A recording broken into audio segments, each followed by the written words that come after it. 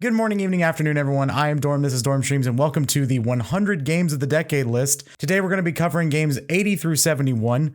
Again, this is my personal list. I do not mean this to be an end-all, be-all, or anything like that. This is just my personal games of the decade. But without further ado, let's get started. Number 80, Halo Reach. Halo is one of the most impactful series in my journey as a gamer, I guess, if you want to call it that.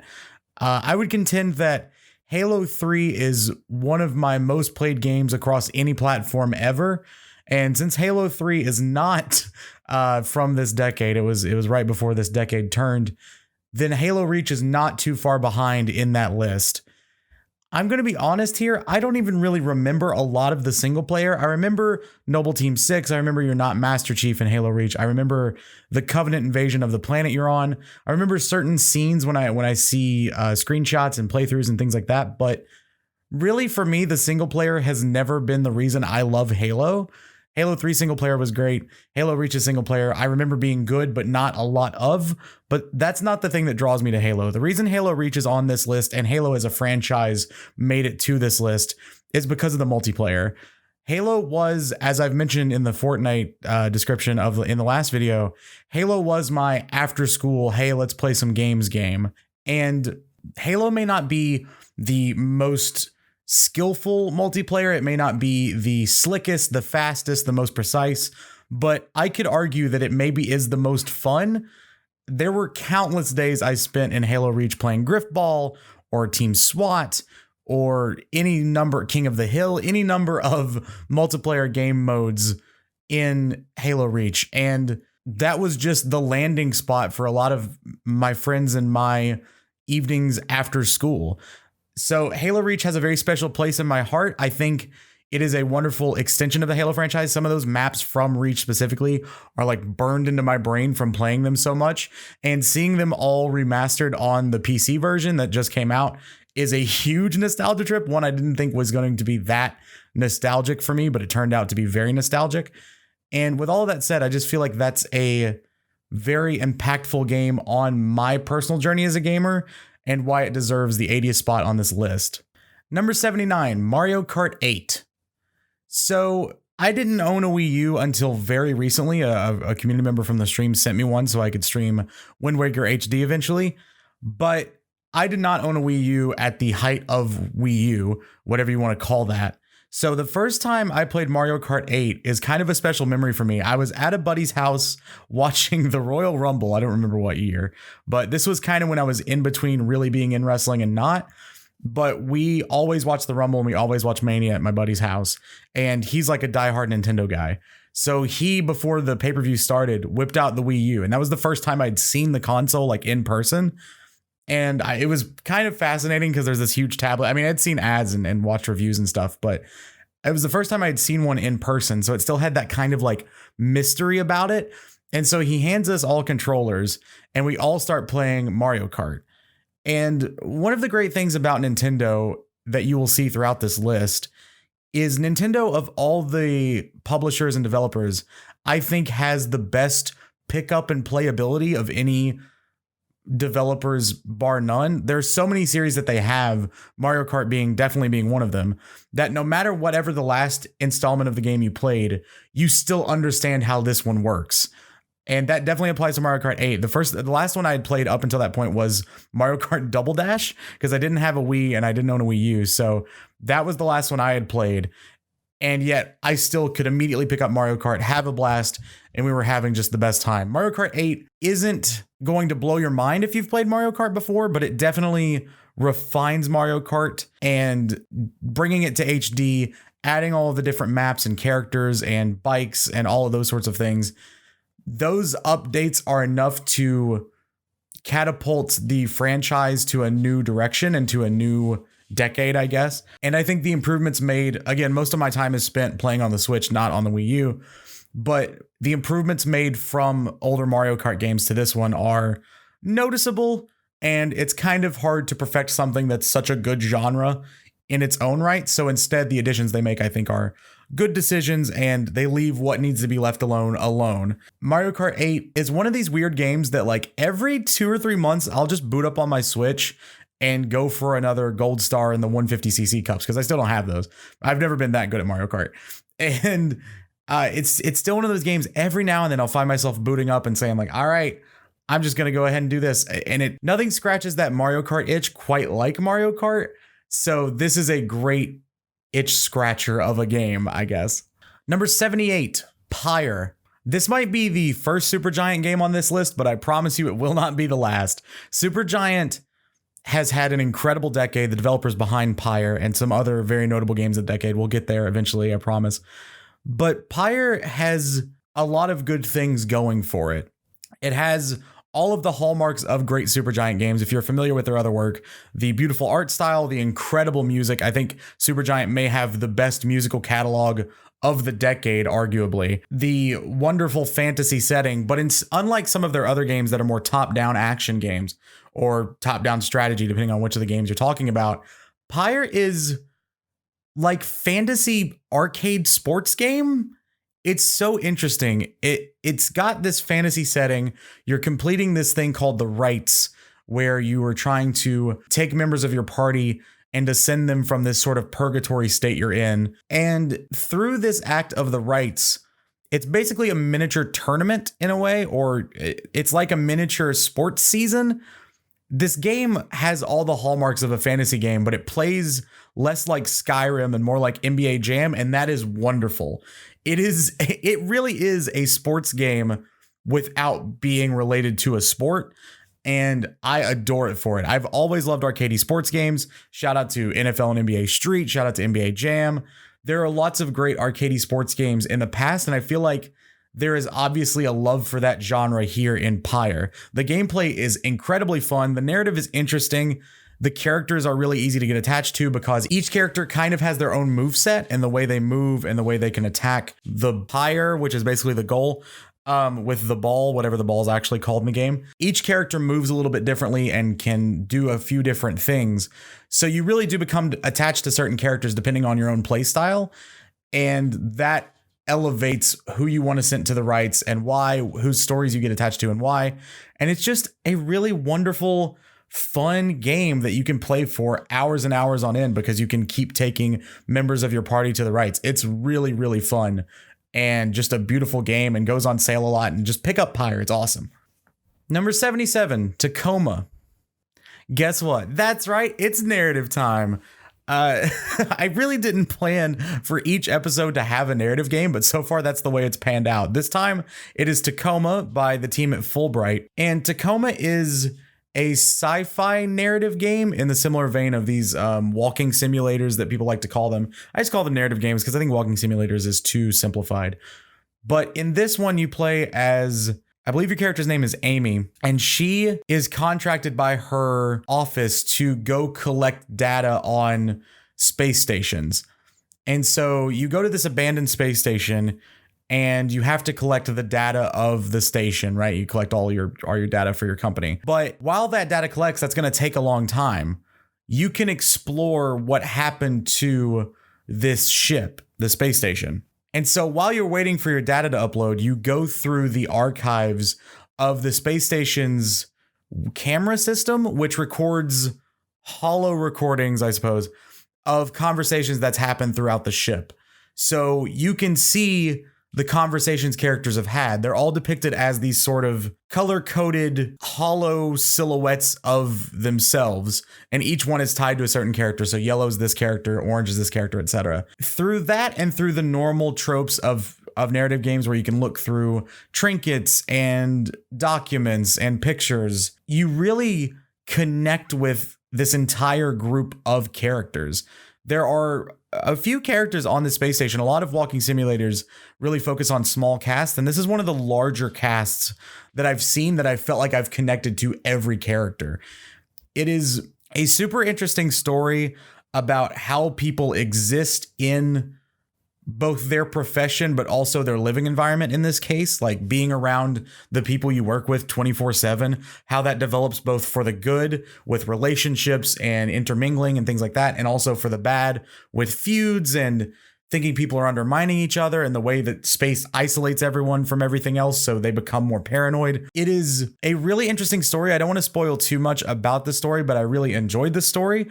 And I really just enjoyed the setting of a space station without a horror element. It was just about what people do to each other or how people interact while isolated from everyone else. And the journey that you experience is a very ebb and flow journey with a bunch of little miniature character arcs. It's a spreading web of wonderful storytelling, and I just can't recommend Tacoma enough. I also have in my notes here that the little bit of disconnect is really important. So because you play as someone watching these events unfold, there's a finality to everything where the story, it's almost like reading a book instead of writing a book as some games are, right? Like you feel like you're contributing to the pages. This is more of a removed sort of feeling where you're watching these things that have happened rather than you're watching these things happen, if that makes sense. It's a really interesting way to convey the medium because you are just watching things that have already happened happen.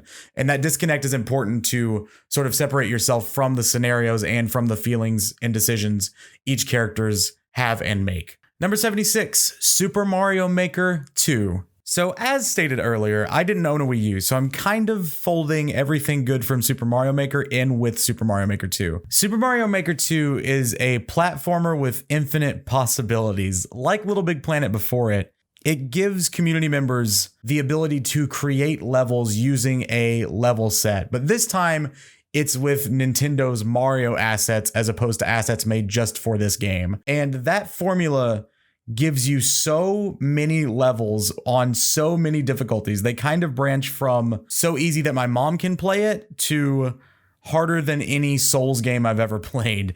And in that spectrum, you will sort of find what kind of levels enjoy, where your pain tolerance is, I guess, or what difficulty you really want to explore. That is something that's so beautiful about Super Mario Maker 2. Each person can find a lane they fit in because each content creator is a little bit different on the platform. That's been a big focus this decade, community creation as a whole. And Mario Maker 2 is genius in the fact that, or Mario Maker in general, it's kind of a genre now. It's genius in the fact that Nintendo does make a set of levels, but the best part of Mario is getting to a new level. So why wouldn't you love a game with infinite Mario levels? This game also has a thriving community still.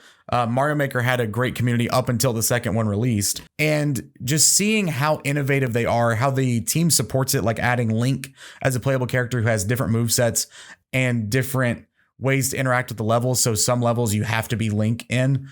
Seeing all of that unfold is really interesting, and seeing how a community can take these assets and these characters and these blocks even that we've come to know and love and that are so iconic and just do a 720 with how they're used is really incredible. People make puzzle levels, people make incredibly hard platformer levels, and everything in between.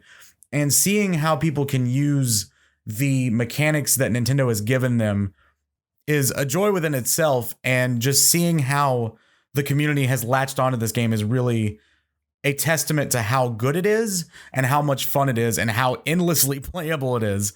I even did on stream, I did a segment called Super Mario Maker Monday for about the first 10 or 12 weeks after the game came out, and I never came across the same level twice, and let people send in their levels. And then there's this fun community aspect of I'm playing the level, or a streamer, not just me, that sounded too self-important, but a streamer is playing the level that someone in chat has recommended. And then there's this sort of relationship that forms where, hey, can I get a tip? The creator can give you a tip that's not too backseaty if you need it. It is just, it's a wonderful relationship, and the fact that it's under the umbrella of Mario, one of the most beloved franchises and universes in gaming of all time, makes it all that much better. Number 75, Child of Light. Okay, so I have a bit of a story to tell. When I was in college, I was a senior in college, my best friend was going on vacation, and he asked me to come dog sit and house sit for him. And so it was one of those things where I could have gone every couple of hours, but he was a little bit away from where I was living. And so I just decided, screw it, I'm going to make a weekend of it and just isolate myself with a puppy on my lap and on the couch beside me. That sounds like a good time. So that's what I did. They were gone for about 3 or 4 days. And so I just stayed at his house the entire time. Through that process, there were 2 games I played through from start to finish in those few days. I also binge watched some TV and watched a few movies, but there were 2 games that I played, and both of them, I think partially because of the experience of this sort of mini vacation for myself, made it on this list, but that's also because they are both great games. One of them is Child of Light, which is a turn-based RPG, a genre that I'm completely unexperienced in. The thing that drew me to Child of Light was, first of all the reviews were so positive. This was when I was definitely deepest in watching video reviews of things and reading IGN and Polygon and Kotaku and places like that. And everyone was just singing the praises of Child of Light. And it was like a $15 game, and that seemed good enough to just try it. The art style was beautiful. It's very painterly and sort of wispy and colorful and gorgeous, but it was turn-based, and I was like, okay, I'll try it, I guess. This isn't something I normally play, but I'll try a turn-based RPG. Why not? I am so happy I did. Child of Light is wonderful. It feels like baby's first turn-based RPG to me because it does such a good job of fostering the player's understanding of the combat system. There's just a bar at the bottom where each player gets their turn, and then you have to wait for it to reset, and then you get the turn again. And that applies to the character and the enemy, the mob that you're fighting, in a similar way almost to initiative in D&D, but think of it as a timeline rather than like sets of numbers that you go to the next person. There was something so satisfying about that combat. I thought the game was going to be short because everyone was like, it's short for an RPG. So I thought it was going to be like 2 hours. That game is like 10, 12 hours, if I remember correctly. It's a longer game. The experience never gets old. The combat never gets stale. And the best part about it, and I'm assuming this is a good part of most like JRPGs that this was obviously inspired by, is finding the new characters that can become part of your party, see how they interact differently on the timeline, see what skills they can add to the party, and sort of chessifying who goes in your loadout because of these reasons of who you're fighting. And that was so fun. The characters are really likable, especially the character that talks only in rhymes. I love that character. But all the characters are really enjoyable. The story is interesting. It's got a lot of ebbs and flows that I didn't expect, a lot of twists and turns that I wasn't expecting from a game this cute, I guess. I don't know. The story was way more harrowing and inviting than I thought it would be. And overall, Child of Light was just a huge surprise as how good. I mean, I know the reviews sort of went to bat for this game, but for me to like a turn-based RPG takes a special game, and Child of Light is just that. Number 74, Overwatch. Overwatch is a tale of 2 games for me. There's the game that I bought on PlayStation that was a pretty fun arcadey shooter. I sort of got why it was popular, but never really clicked with me. I mostly played by myself and just thought the game was sort of good. I would play it occasionally, but just kind of when I needed a shooter scratch, and that was about it. And then there's Overwatch on PC, which my, at the time, new friend Liddy got me. If you know anything about me, you know probably where this is going. There's a seismic shift, in my opinion, of Overwatch when I moved to PC and started playing with Liddy. It suddenly became one of my favorite games to stream because I was co-streaming with Liddy. It was one of my favorite games to play off stream because it was a great game to just unwind and decompress, because it is one of those games that you can play over and over and over and over again, to do Marshawn Lynch there. It's one of those games you can play super repeatedly and never really get tired of because the characters are so ever changing. Like the character loadout, depending on the team you play, it makes such a difference, and you can change up what character you're playing, and suddenly it's an entirely different game. And you can just keep doing that. You can try new characters. You can play mystery that makes you try new characters. Overwatch, most of you, I'm sure, are probably familiar with what Overwatch is. It is an arcadey shooter made by Blizzard, but almost with the ideas of a fighting game, where you have this roster full of characters that all have different abilities and different ways they can attack. Some of them are up close tanks. Some of them are healers. Some of them are straight up attack characters. And through that, you have sort of team strategy and how each player can help each other. All of this minutia, the meta of the game, is so important yet so ever changing that it makes the game always fun and never really stagnates. So once I moved to PC, I probably put 60 hours into Overwatch just on stream, and probably double that off stream or on Liddy's stream. Overwatch became one of my most played games of the decade, without a doubt. And that's due in large part just because Liddy gave it to me on PC, and that was suddenly a way for our friendship to blossom, was just to play that game together. And with Mary and with other community members, there were a lot of really important memes from the stream that came from Overwatch. It was just a vehicle for me to hang out with my friends and also just have a great time doing it. And for that, Overwatch was always going to be on this list somewhere. It landed here because I think it may not be the most captivating game, but it is certainly one of the most pure fun, and that absolutely deserves a spot on this list. Number 73, Towerfall Ascension. Party games are a dime a dozen, right? Every year, it seems like there's a game or two that tries to be the new game that you play with your friends locally. But great party games, especially great party games not made by Nintendo, are very few and far between. In comes Towerfall Ascension, a game that is still one of my most played games with groups of people. I literally played it this weekend.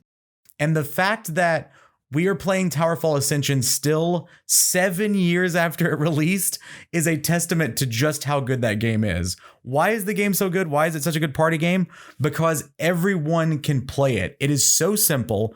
You have 3 arrows. You're trying to shoot and kill your enemies who are your other players. And it's round based. And you can dash, and there are power-ups. That's basically it. That's the entire concept of Towerfall Ascension. And through that simple gameplay, it becomes, as mentioned earlier with Nintendo games, one of those games that you can just pick up and play. Our group that I was playing it with this weekend have what I consider 3 pretty dedicated gamers, I guess. I think everyone's a gamer if they play games, but like pretty people who stay on top of games and are playing games a lot. And then one gamer who I would consider more, I'm sure he would say it himself, he's more of a casual, plays Madden and Call of Duty kind of gamer.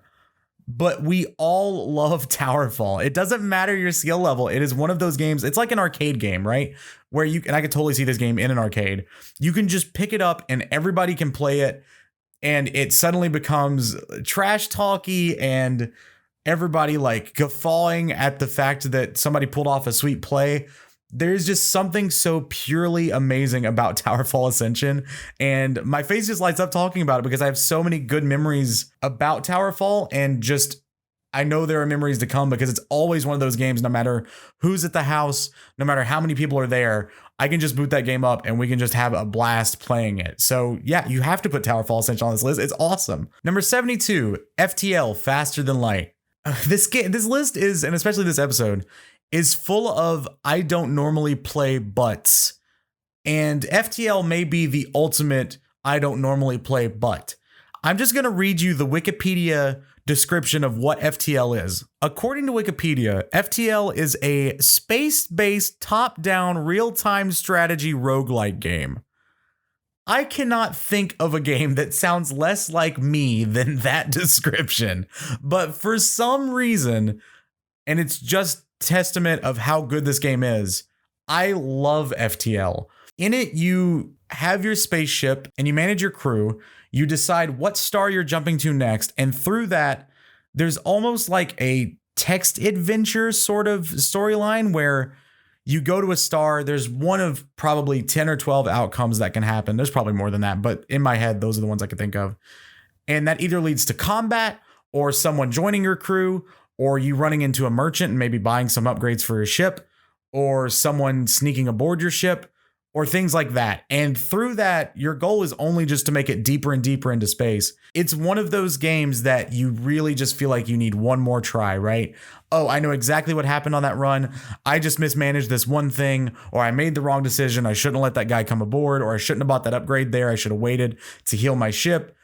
It's one of those games where you question every decision after the fact and you are confident that you can correct it on the next go. The gameplay may not sound like it's that fun, at least to me. Anytime someone says turn-based strategy or turn-based simulation game, it automatically makes me think like, it's probably not going to be that fun. It is incredibly captivating to watch the move of another ship, especially in combat, see how they act, and then you have all the time in the world to think of exactly how you want to react. It is like chess. It's the second time I made a chess reference, but it's like chess in the fact that you watch your opponents move and then you calculate every move that you could do, how they could respond back, and you just go through that cycle over and over, and it eventually becomes one of the more skillful yet up in the air, I'm rolling the dice that this is what they're gonna do next kind of games. And FTL is just oddly captivating. It is one of those games that you just feel like you can overcome the thing you did last time, and suddenly, oh my god, it's 3 a.m. and I sure hope Orglor and the alien's okay, and I haven't slept in 3 days, and god, I need to eat. I want to play one more round. Number 71, Super Smash Bros. Ultimate. Odds are you've played Smash, and odds are you're in one of three categories.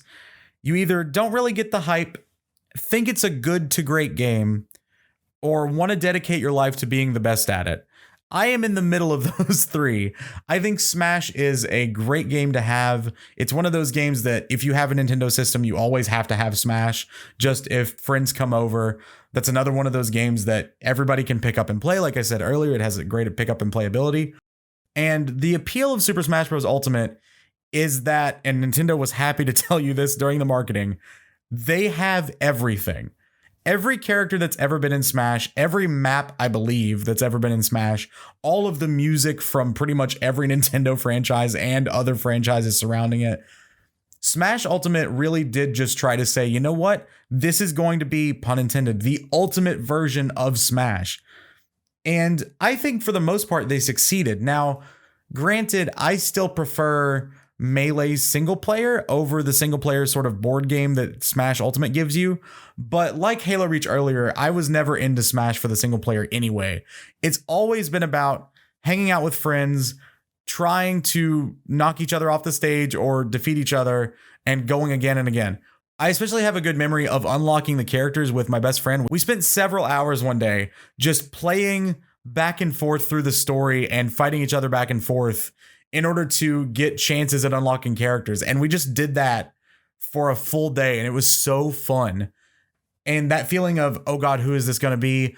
Oh, one of us has to beat them now. Good luck. Like, here we go. That feeling is so fun, and I love unlocking characters in anything, especially when this roster is this big. Like, there are just so many characters to unlock, and that feeling of conquering all the unlocked characters is a really fun time. And then, of course, you have friends come over and everybody has the characters they main or the characters they prefer, or you can go crazy and just go random. One of my favorite underutilized or rarely talked about features of Ultimate is the mode, I forget the name of it, but there's a mode basically where you can play so many rounds depending on who's playing. So if there are like two players, you have like 40 rounds or however many there are. And each time it's a draft.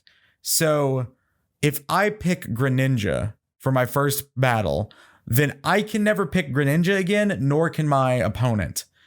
And so you just go down the list. Each fight, do you pick a throwaway character, leaving one of the characters you main open, but also not using one of your main characters right away when it's not as important? Do you pick one of your friends' better characters so they don't get them? There's so much strategy to that game mode, and it basically comes down to whoever gets the more wins out of the 40. I guess it would be an odd number, 41 of the battles that you do. But that game mode, we've done it a couple of times, my best friend and I have, and it's just so fun. It's such a fun, like, screw you, I'm going to take this character of yours, or, oh, you're going with your main? Do I take a throwaway and just take the loss, or do I go with my main and try to usurp you on one of your better characters? There's so much strategy to that game mode, and I don't know if it's been in Smash before. That was my first time experiencing it, and it's just so fun. Ultimate, again, is great. Why all reasons all Smash games are great. It's just a really fun arcadey fighter. And I've said recently that Smash is the least fighting game any fighting game's ever been, just because it just feels like its own genre. Smash is its own thing. And the only thing to ever try to replicate that was like PlayStation All-Stars Battle Royale, a slept-on game, a game that almost made this list. It's a very good game. Nothing is quite like Smash, and this is a great iteration of Smash, so of course it's going to make it to this list. And that's it. That's the entire list for today. Thank you so much for watching. If you enjoyed it, please feel free to leave the video a like and subscribe if you haven't yet. A new video, again, is going up every Monday for the next, I guess, 7 weeks after this one. 10 games of video for 10 weeks. And then we're going to be returning back to the normal YouTube schedule. So thank you all so much for watching. Thank you to the patrons for being patrons at patreon.com/stormstreams. You can see them here. Thank you all so much. We've had some people join the Patreon. Thank you so much for believing in me and supporting this crazy journey. Thank you. I cannot thank you enough. So yeah, until next time, take care of the Dorm while I'm gone, and I'll see you in the next video.